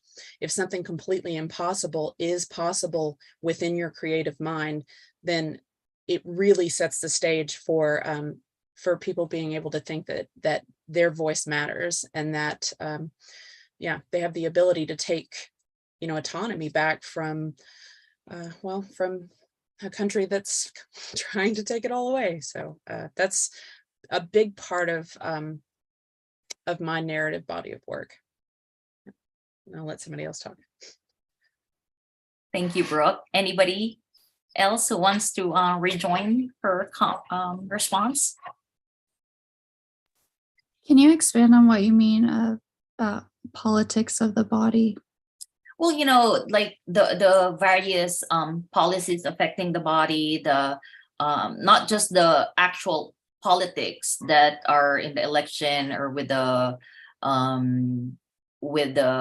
political climate and the elected officials, but also the power struggle, the body as a battlefield, or as women, as LGBTQ, as BIPOC bodies, we're always struggling. There's always this kind of push and pull and narratives that are either erased or they are sort of negated or misrepresented. So how are we as artists able to help in that kind of conversation? And by the way, we just have been joined by Francis Akosah. So we might actually have him speak after some of you respond to the question. I could take a stab. I think for me, in the way I've been thinking about the body and the female body, and I reflect a lot.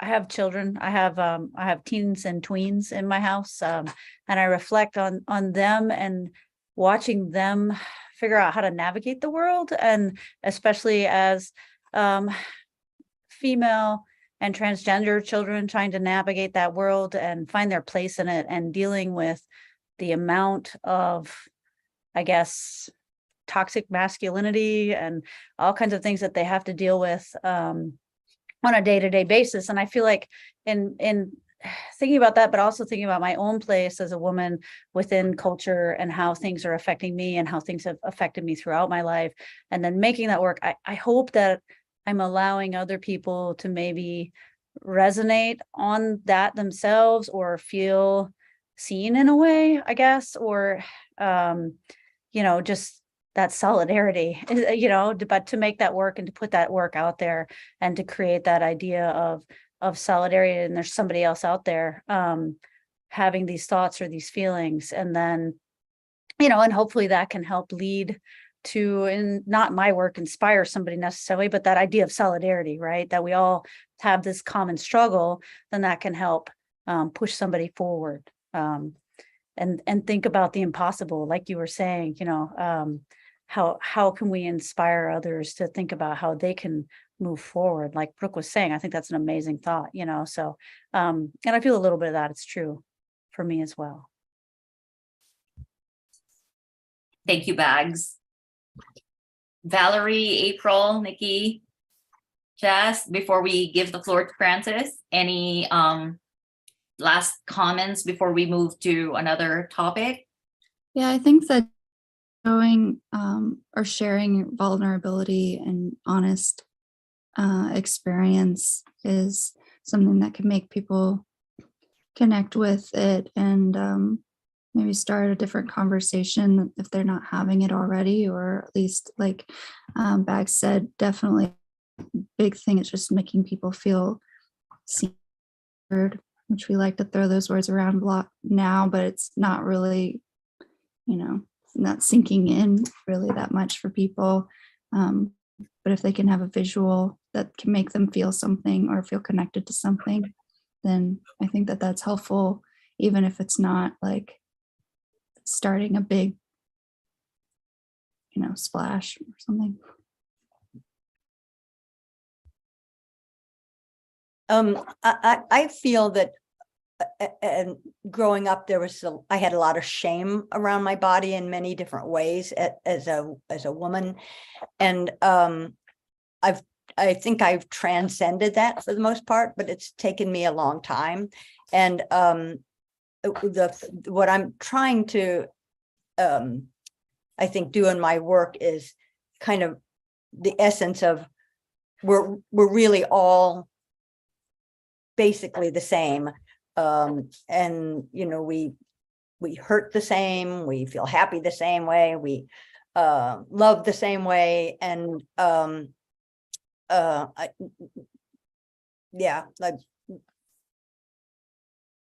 that's kind of, I'm wanting to distill the essence of a human being rather than the essence of a woman or a man, the essence of a person. Thank you, Valerie. Before we move on, we would like to give Francis an opportunity to speak a little bit about his work. Earlier, Francis, we read about your bio and a little bit about your statement. So some of our viewers have heard about you, but I will introduce you again briefly. So Francis Akosah Akwaboah was born in Ghana and received his Bachelor of Art in Metal and Leather Integration at Kwame Nkrumah University of Science and Technology in Kumasi, Ghana in 2018. He completed a Master of Art in Studio Art at Eastern Illinois University in Charleston, Illinois in 2021. He has recently completed a graduate assistantship at the Dudna Fine Arts Center. And now, everyone, please welcome Francis. Please unmute yourself, Francis. We can't hear you. Please unmute yourself. Thank you. Thank you. Hi, everyone. I hope you're doing great. So the time was quite confusing, so I just checked the time and I had to quickly join in.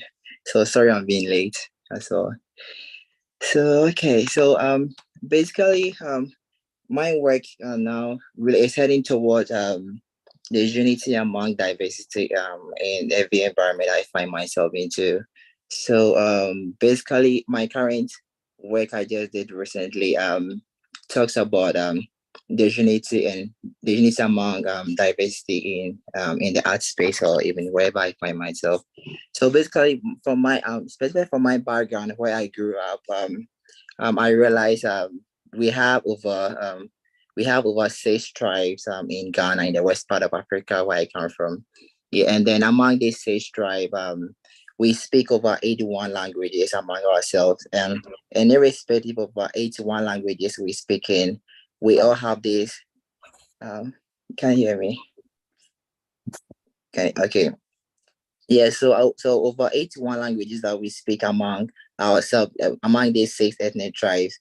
I realized there's this kind of unity we build around each other. So based on this unity, I'm trying to kind of move with that theme, and then mostly in my works, you can see a lot of like things like 2 or 3 other things kind of coming together to form a one whole. So just like the picture slide that I just installed, you see we have like there are a lot of different pictures like coming together, like pictures from the like trees, houses, places, human bodies, and like a whole lot of pictures coming together to form one to create like that home. So I refer that as like the unity that is between these different diverse areas, and then they coming together to form one member. And for me, it created kind of the unity, like the peace, the unity among these things. So basically my project is more about like the unity among the diversity in like so that's a picture slide. So basically my work is mostly based on the unity among diversity among people wherever I find myself. Yeah, so I titled this piece is Enkai. So Enkai is a look in my local dialect means memory. So I was trying to kind of connect like the place I have visited, the place I have been, and even me moving from Africa to the United States, the things I've seen and I've experienced, and I'm trying to like kind of join all these things together to form a big picture that people can draw closer to it and also have inspiration from it. Yeah. So these pictures were old pictures that I salvaged from this recycled dumpster in Eastern Illinois University. Yeah, they were kind of renovating a building, and they were going to trash these pictures out. And then I just told them, can I use them for my artwork? And then they just gave it to me. So I have a whole pile of them. And then I'm trying to use these pictures to communicate my memories that I've collected, or like that I've experienced in my past and then in my present, for others to kind of have that space to interact with them. Yeah. So that's basically the space is really going on.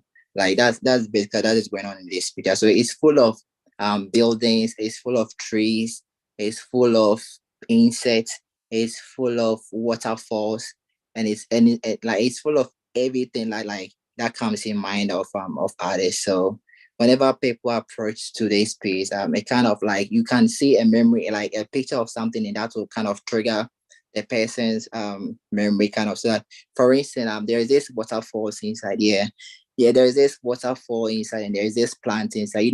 Sometimes there are people who really connect to certain pictures or certain certain images that kind of remind them of where they've been to, or like kind of bring memory to something. So I just want like my viewers, whenever they approach to this particular piece with a torch or with their flashlight, they might see an image which will kind of make them remember their loved ones, or like a place they visited and they will really want to visit again. So it kind of like bringing memories to others as my viewers like approach this piece. Yeah. And also the movement in this picture also relate references the place I come from. We really do a lot of weaving of clothing. Yeah, so I like so I brought in the concept of fabric in this picture. That's the memory. So it's like in every memory I was trying to reference my grandma when she was teaching me how to weave on the traditional loom as also, and then I was making like beautiful clothing and beautiful quilts. So the movement to this piece kind of give it gives the viewer the feeling of it being very flexible. Aside the rigid how rigid the material is, you can still see the flexibility in it. How I kind of pull it in a certain way to create that cloth like movement in the piece, kind of like always references like how my grandma used to teach me how to weave on the traditional loom to build a very big cloth, like a very big cloth. So the cloth installation as well, so references like my upcoming when I grew up with my parents, like with my grandparents in the rural space. That's why you can see the flow of the cloth like installation in this piece as well. So it's safe. So I think this space is really talking about like memories that I've shared and the memories that like memories of place I have visited, and also I'm still trying to let people to see my background in this space, like where I grew up, from where the weaving of cloth, is something really important to me, and I'm trying to let people also know a little bit about my culture in this piece too as well.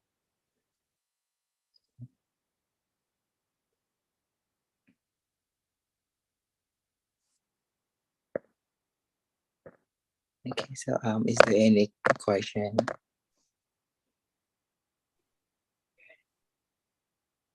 Thank you, Francis. And does anybody have additional question before we will give one last comment or question opportunity for everyone, because I think we're only up to 7 o'clock, but we will extend a few minutes. So do you have parting words, and do you as women or bodies of color, how do you see your work move forward? And if you have a last message to share as well, please do. And we'll just go from like my screen from top to bottom. So we'll start with April.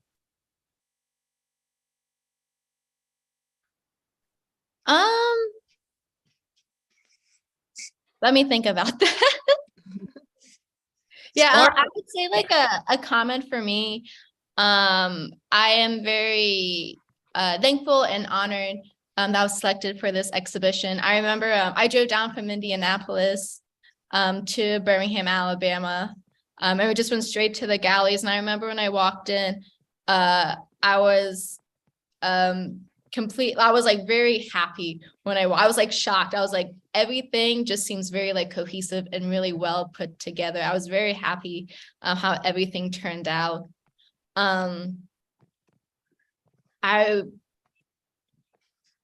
Yeah, thank you again for the opportunity. I don't know what much else I can say, but yeah, thank you so much.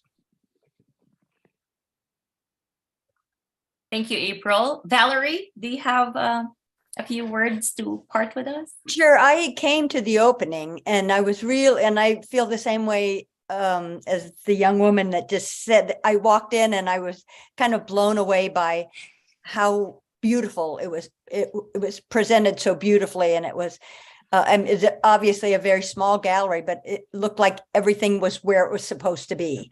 I was thrilled with the presentation, and to be involved, to be included. Thank you. Jess? I'm just loving seeing all of these images. I haven't had a chance to see what was even in the show other than my work. So it is really stunning. I love metal and textiles together. Look at all of it. Oh my gosh. Yeah, I don't have much to say, but thank you so much for the opportunity. Nikii? I'm loving these. This is the first I've seen of it, and I just hope that I can get there before it closes. I'm really honored to be next to all these incredibly talented artists.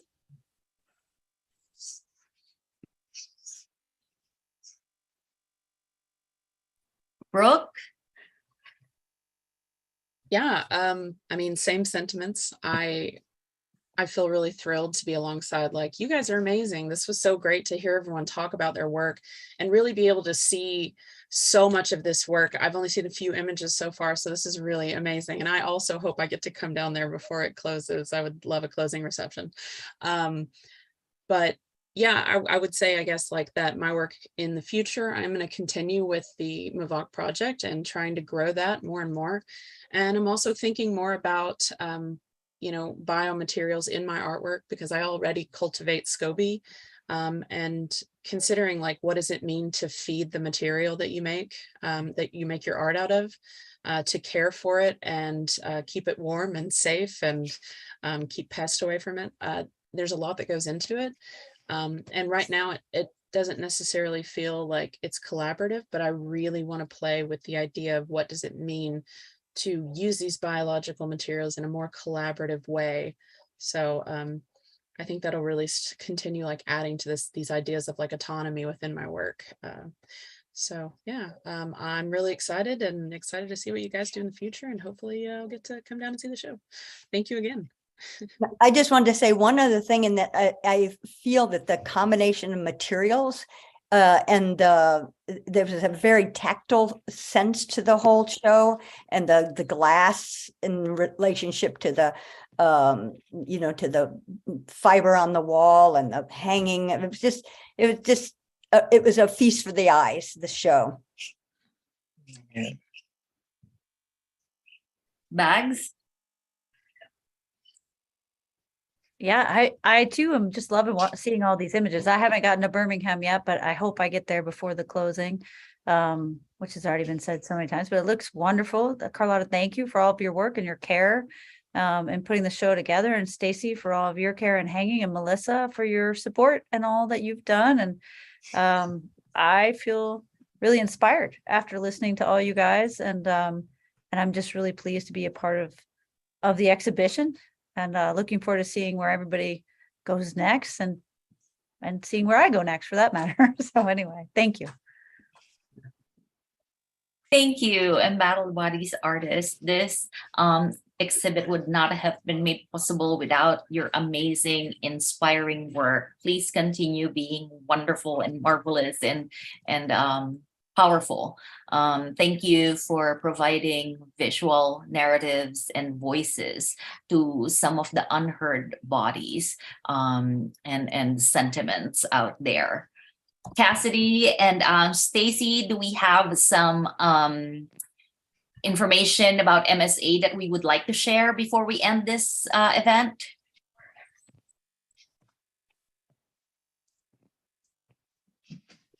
So I will say we do have one question from YouTube that has come in from Jason Brown. But it's, have any of you participated in similar activist exhibitions to affect social and political change?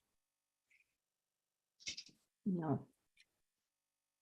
No. Anybody can answer. Please unmute yourselves when you want to I was answer. recently in a show that was benefiting Planned Parenthood, and it was all about, it was all about abortion rights.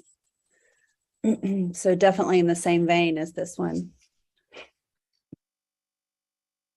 Yeah, I mean, recently I was in the exhibition Growing Up Queer in the South, and it really was trying to kind of bring attention to what that means to be growing up, in the Bible Belt and identify as a queer person. Yeah, so that was a really great show to be a part of. I've been in some exhibitions, mostly dealing with anxiety and mental health.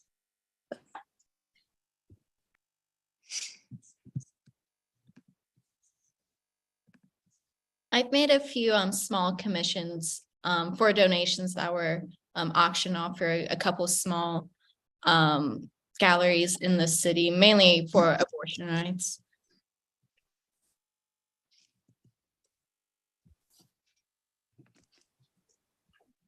Thank you all for your art practice and your generosity supporting these organizations.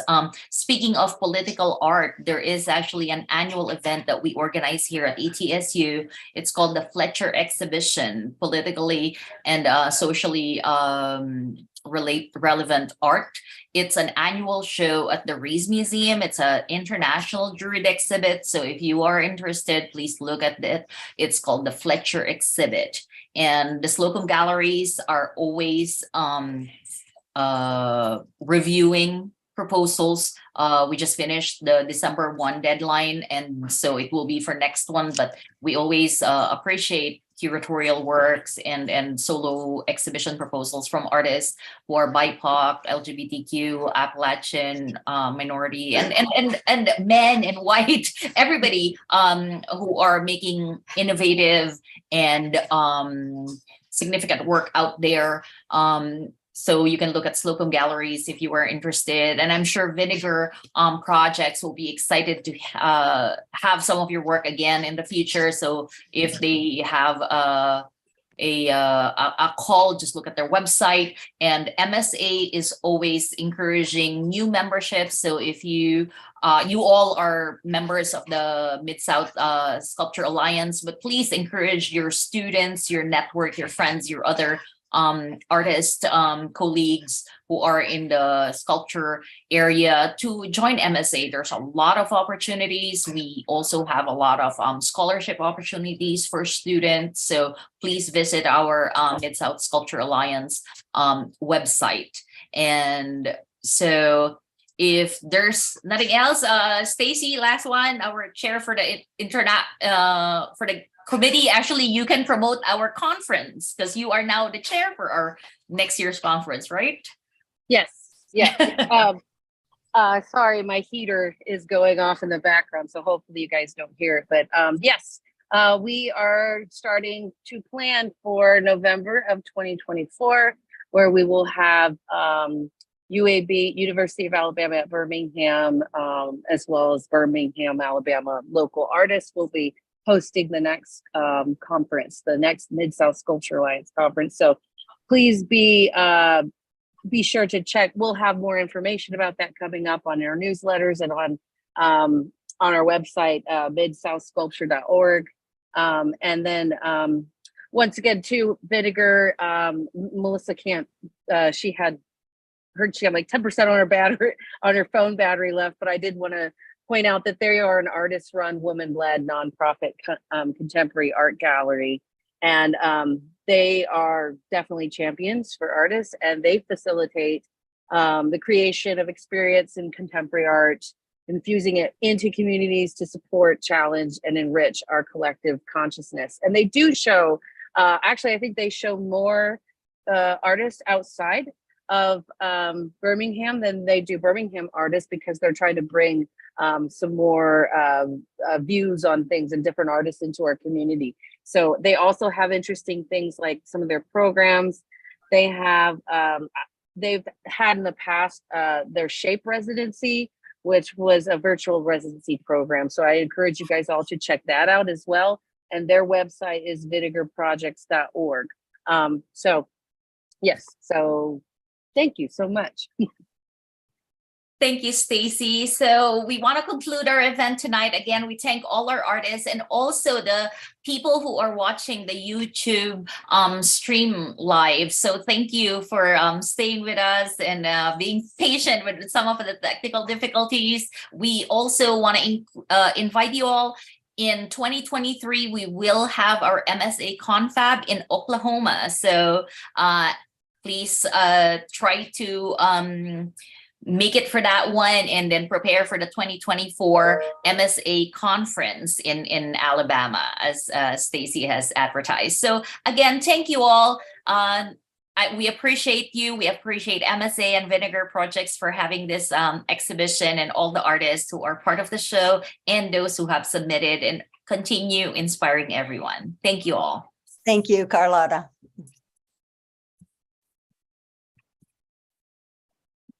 Thank you, Cassidy.